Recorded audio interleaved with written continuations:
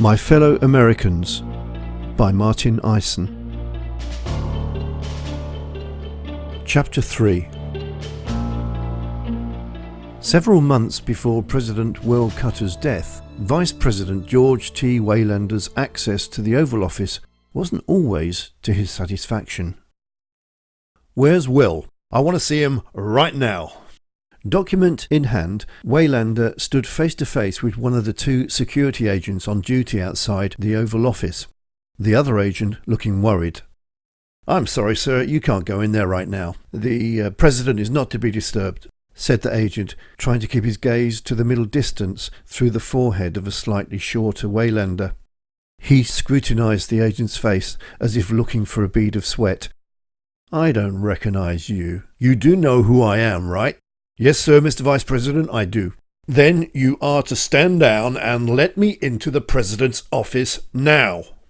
Spittle glistened on Waylander's bottom lip, his face and balding head turning red. "Can't do that, Mr. Vice President, sir. Private meeting. The president has asked not to be disturbed by anyone. Orders, sir."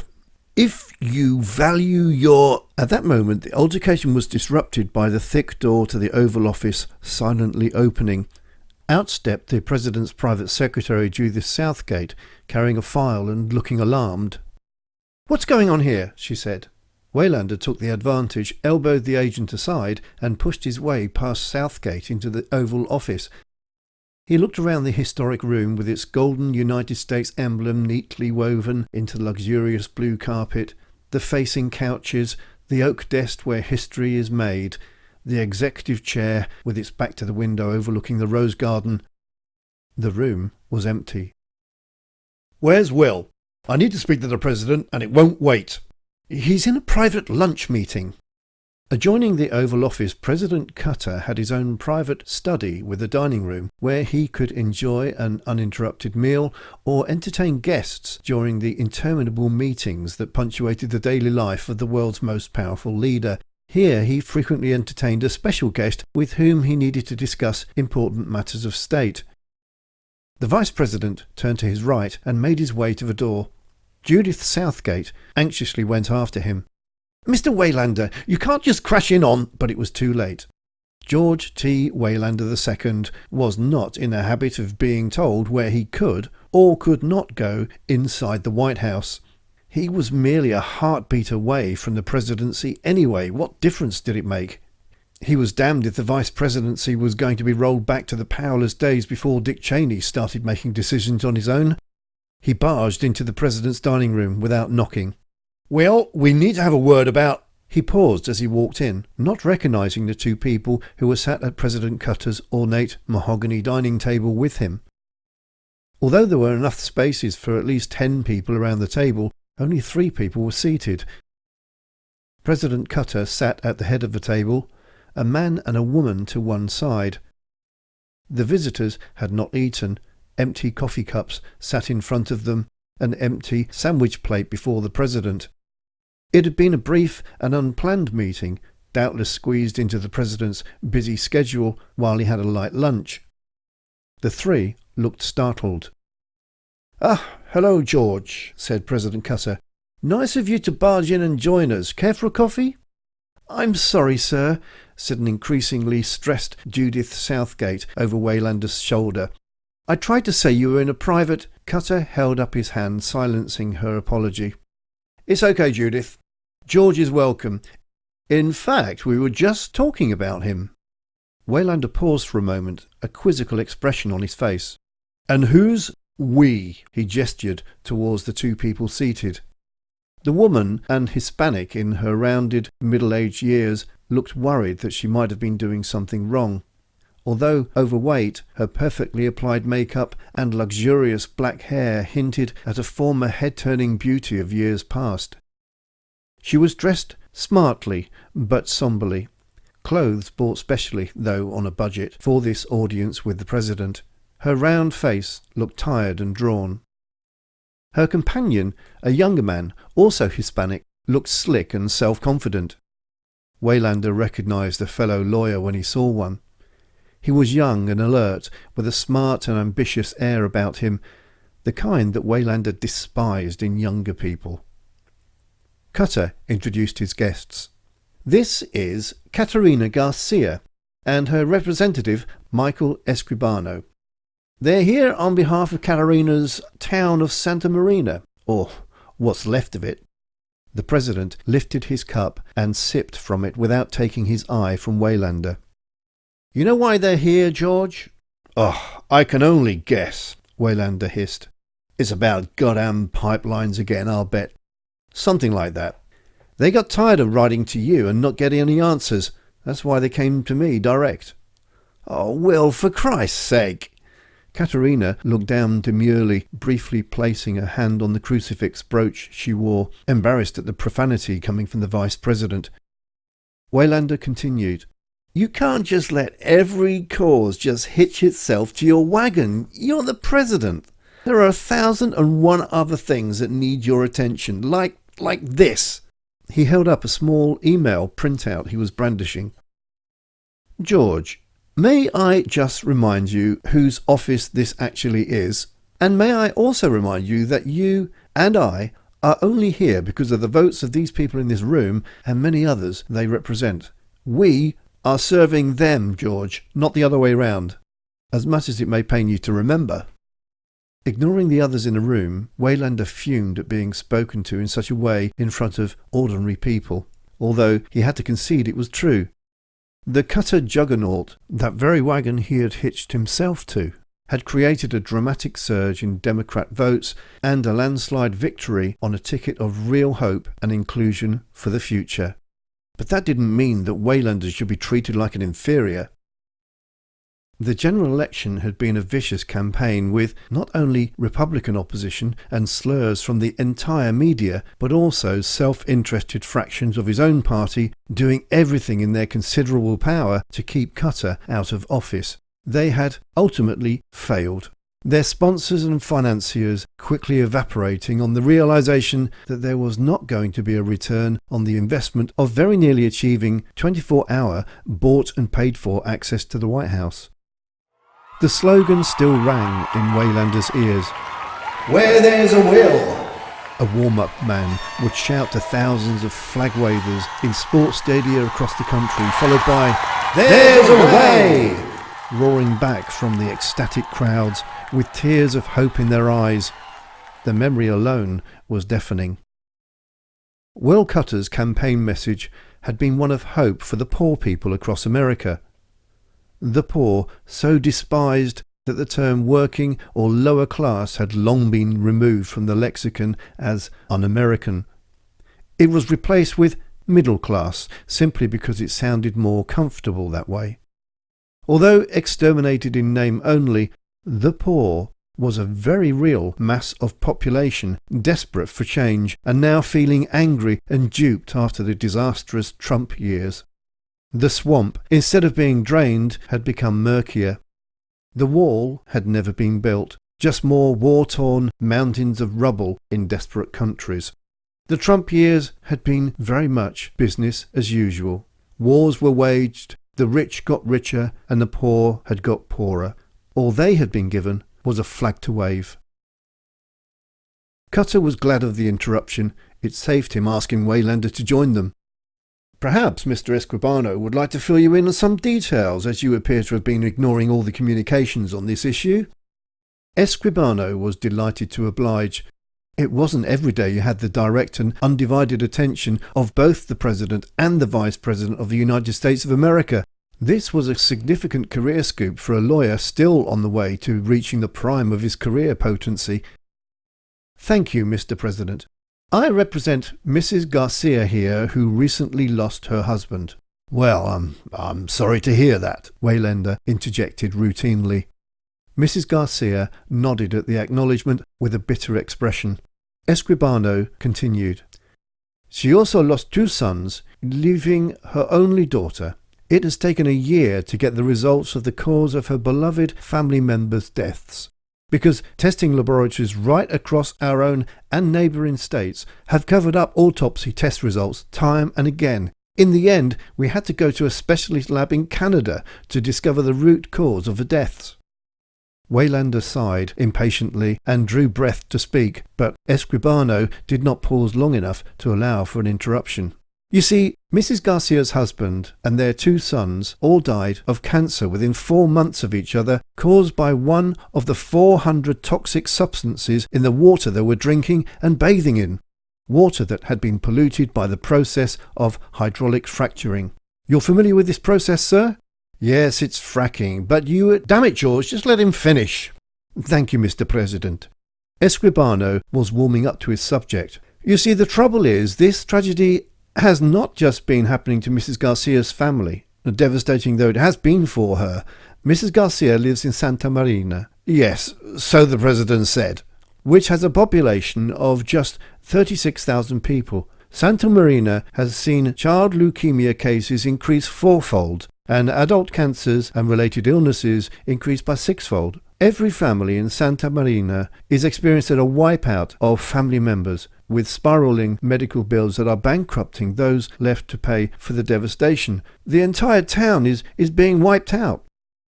And this has been happening since the summer of 2012, the date that Golden Arrow Energy started fracking in the area. Waylander sighed deeply and found his sincere voice. Well, I'm sorry to hear about this. Truly I am. But isn't this something you should be taking up with your local federal court, or failing that, your state senator? There are due processes for these kind of things, you know. You are our state senator, Mr. Waylander. Santa Marina is in Dimmitt County, Texas. Escribano paused to allow the full weight of the revelation to be felt in the room. He was going to make an excellent advocate. Oh yes, well of course, and we've been lobbying you for 6 months, asking you to give us a hearing. The entire town of Santa Marina is on the brink of a wipeout, and since the droughts of the last 2 years, there are other small towns in the area that are also being devastated. The worst that everyone hoped would not happen has happened. The chemicals used in the hydraulic fracturing process have seeped through into the water table. A huge artesian well supplying this county and its neighbours has been contaminated, and now detoxification is spreading like wildfire. Humans, animals, cattle all disappearing, dying as we speak. Waylander gulped, opened his mouth, but no words were uttered. He had not been expecting this ambush. Cutter pushed his empty coffee cup away to rest next to his plate on the polished table. He knew how to handle the Vice President. You see, George, they say that every phone call they've made to officials, every letter they've written, has been ignored. They even wrote to you over 80 times. Well, I don't get to see every... They even got responses from your office saying that the situation was being looked into, but nothing happened. So they came to me, and I agreed to see them, because they believe in what we stand for. Waylander considered this situation and the best approach to diffuse it, and to get the President's ear alone. Okay, I can see their point, he said. Let's work together on this. I understand that you've reached out to me and others with the wherewithal to help you, and it seems that we've all let you down. As you know, there are many, many things that need our urgent attention. And I am truly sorry that this has taken so long to be addressed. Let's work on a way to resolve this issue and get you and your fellow townspeople some adequate compensation. Waylander put on his most compassionate face. I will now help to further your cause. Caterina Garcia had listened in silence so far and could now barely contain her frustration. She shifted in her seat, and with a defiant tear welling in her eye, she lifted her head up to face the Vice President. It's not about adequate compensation, Mr. Vice President. The words were spat like venom. There is no adequate compensation. It's about equina culpa. Equina culpa. Who is to blame? I lost my husband, my beautiful sons, and many, many good friends. We're being poisoned, and we aim to convict the poisoners. She coughed once again, more heavily this time into a lace handkerchief, wholly inadequate for the task. Escribano placed a conciliatory hand on Caterina's arm and continued. You see, Mr. Vice President, You might be aware that Golden Arrow Energy is owned by AWE Industries Corporation, and AWE stands for Anderson, Waylander and Engelman, Waylander being your oldest son.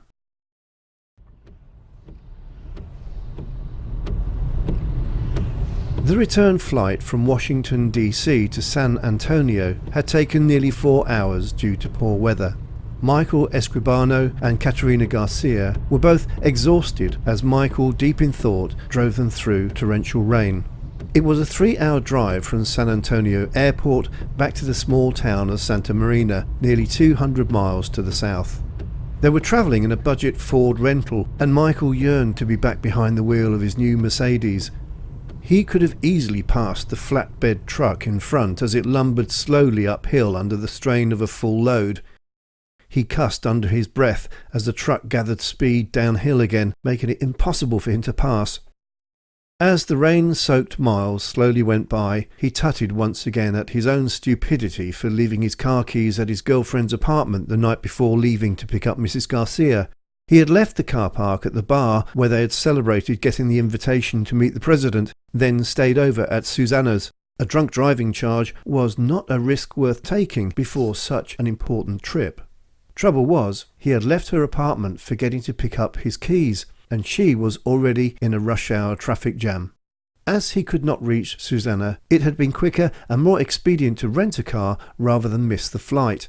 That would have meant missing a rare audience with the President of the United States, so he wasn't going to tempt his luck. A rental it had to be. Both Michael and Catalina had been tired but jubilant as they left Washington, D.C. The President and the Vice President had both agreed to make the legal machine work in the way that it should. The Vice President said that he would use his influence and meet with his son to discuss the implications of everything that they had said. The President said he would seriously consider bringing the environmental implications of drinking water toxification by the gas industry in front of the Senate. Finally, the wheels were turning. Michael could not believe their good fortune. Catalina coughed again by his side. He turned towards her. She had been asleep, but the need to cough had awakened her. Michael knew she had been right. It was far too late for compensation. Although he would certainly manage to ensure a financially independent future for her daughter, it would probably be too late for Mrs. Garcia herself. Culpability and justice were at the top of their agenda, and he had sworn to make sure she got the justice she deserved. Still asleep? Mrs. Garcia sat up slightly embarrassed. She preened her hair and straightened her suit jacket. "Oh, I'm sorry, Michael. I must have fallen asleep. I had a dream that... Watch out!" Catalina Garcia's sentence ended in a scream as the car's windshield was shattered by a length of steel tubing narrowly missing her shoulder and embedding itself into the back seat. A second scaffolding pole plunged through the windscreen, hitting Michael Escribano square in the chest, impaling him and continuing through the driver's seat. Sprayed with tiny glass splinters, Mrs. Garcia gasped at Escribano's contorted expression of shock and disbelief, instinctively raising her hands to avoid the splatter of his blood. The noise was deafening as more poles struck the front of the car, and another crashed through and hit Mrs. Garcia in the head, killing her instantly. The force pushed her head backwards at an unnatural angle, dislodging her hairpiece and revealing the chemotherapy baldness she had tried to keep secret from her 11-year-old daughter. Their car careered off the road, through a barrier and into Guadalupe River below. The truck didn't even slow down. Its Golden Arrow Industries logo obscured by the driving rain.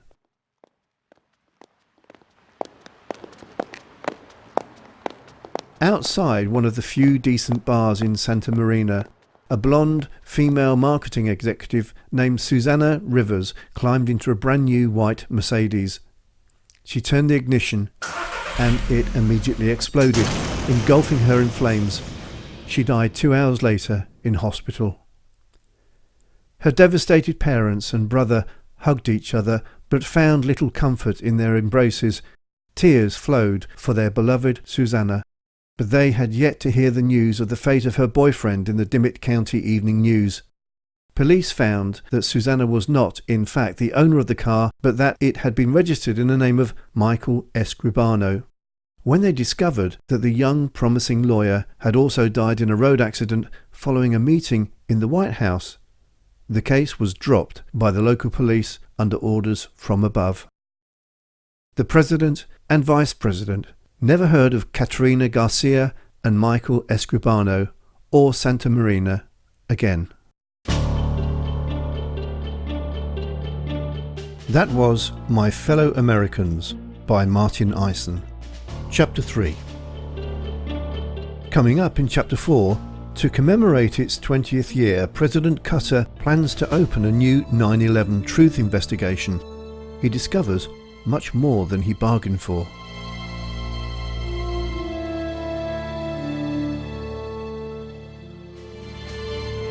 You can purchase all 38 chapters of this audiobook on Audible, Amazon and iTunes.